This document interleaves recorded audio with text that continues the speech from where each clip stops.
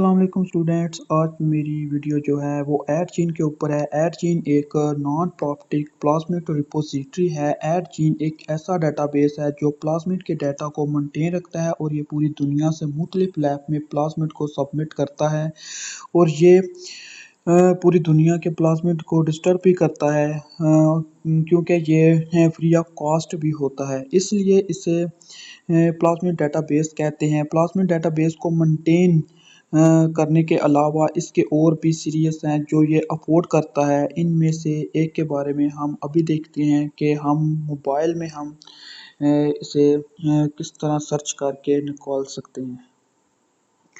सबसे पहले हम क्रोम को ओपन कर लेते हैं। ऊपर हम सर्च कर लेते हैं ऐडजीन।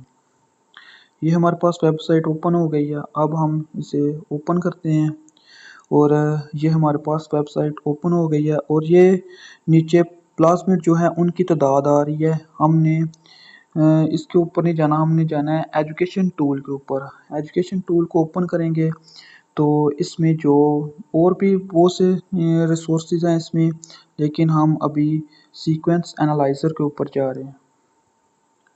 सीक्वेंस एनालाइजर को ओपन करने के बाद ये एनालाइज सीक्वेंस जो है, इसमें हमें कोई भी डीएनए का जो सीक्वेंस चाहिए।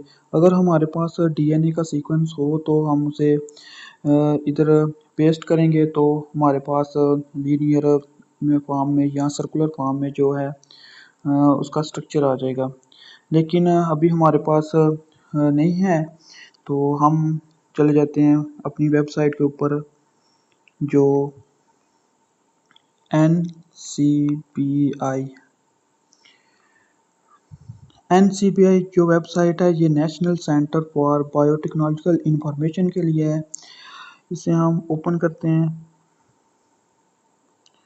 ओपन करने के बाद यहाँ लिखा हुआ है ऑल डेटाबेस। ऑल डेटाबेस के ऊपर क्लिक करके हम यहाँ से न्यूक्लियोटाइड को सिलेक्ट कर लेते हैं क्योंकि हम अभी न्यूक्लियोटाइड को ही निकालना चाहते हैं। और इधर हम इंसुलिन लिख लेते हैं, इंसुलिन को सर्च कर लेते हैं।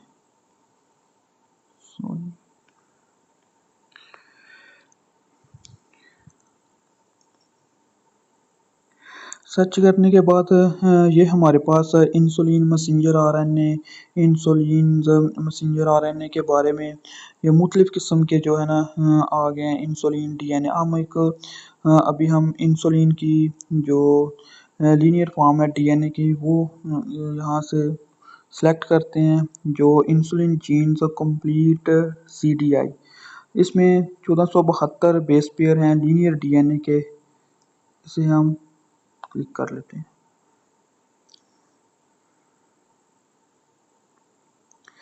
ये हमारे पास कंप्लीट इंफॉर्मेशन आ गई है जो इंसुलिन की थी।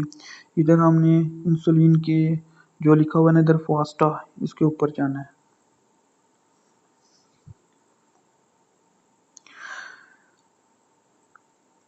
फास्टा के ऊपर जाने के बाद ये हमारे पास डीएनए का कंप्लीट सीक्वेंस आ गया है। हमने यहाँ से जो सीक्वेंस है इसे कॉपी कर लेना है।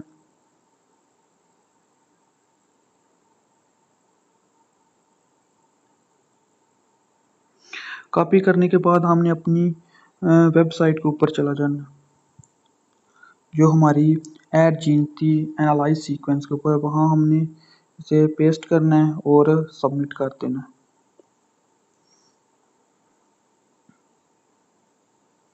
सबमिट करने के बाद ये हमारे पास एनालाइज सीक्वेंस आ गया। ये हमारे पास लीनियर फॉर्म में आ रहा है, ठीक है। इसका सीक्वेंस जो 1472 बेस पेयर हैं इसमें, ये सर्कुलर फॉर्म में भी आ जाता है और लीनियर जिसमें भी हमने देखना हो।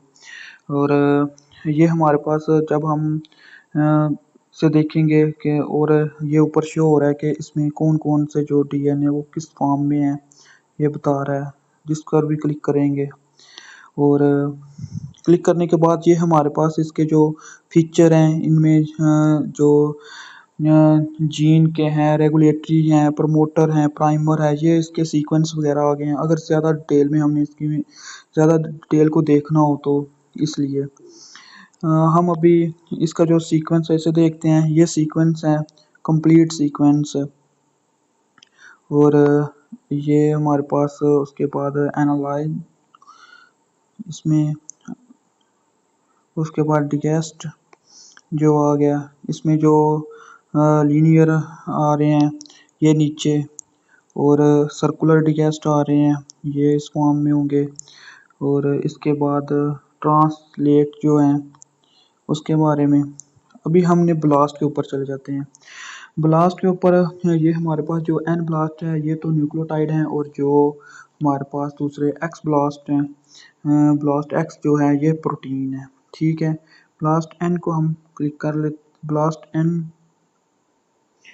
जो ब्लास्ट एन है ये न्यूक्लियोटाइड है, तो हमने सर्च भी न्यूक्लियोटाइड ही करने हैं, तो हम इसके ऊपर क्लिक कर लेते हैं।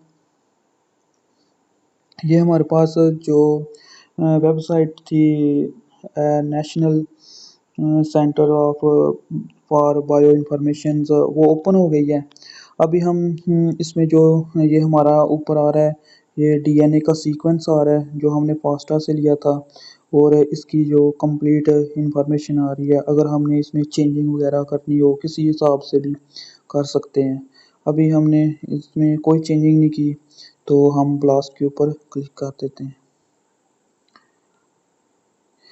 ग्लास के ऊपर क्लिक करने के बाद ये है यहाँ वो सर्च कर रहा है न्यूक्लियोटाइड सीक्वेंस को, और कुछ जो है वो टाइम भी बता रहा है उसका, तो हम कुछ देर वेट कर लेते हैं।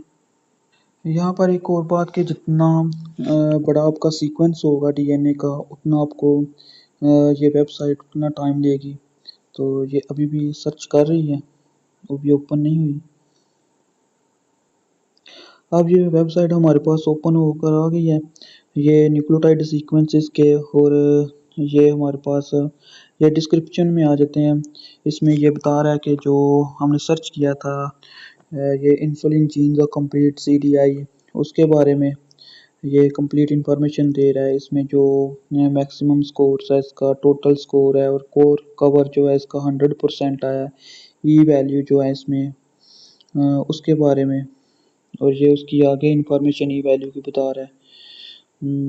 उसके बाद हमारे पास जो मुख्तलिफ किस्म का इसका इसके बारे में बता रहा है, तो इसका ग्राफ देख लेते हैं।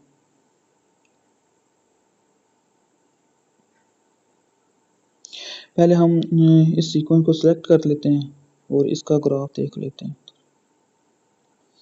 जो इंसुलिन जीन था उसके हम सीक्वेंस को जो सिलेक्ट किया है ये हमारे पास उसका ग्राफ आ रहा है नीचे, और अगर हम इसके अलाइनमेंट के ऊपर चल जाते हैं और ये इसकी अलाइनमेंट्स वगैरह आ गई हैं।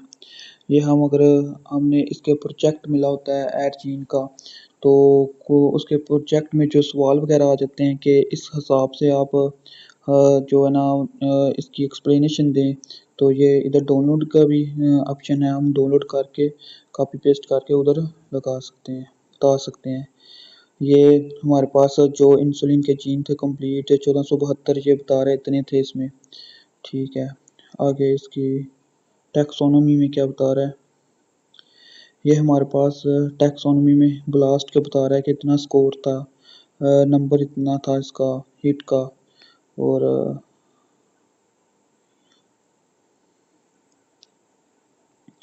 ये हमारी कंप्लीट इंफॉर्मेशन थे जो ऐड जीन से हम ब्लूम करते हैं न्यूक्लियोटाइड को, और उसके बाद हम सीक्वेंस को।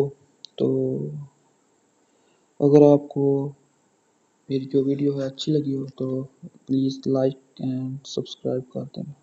Okay, thank you.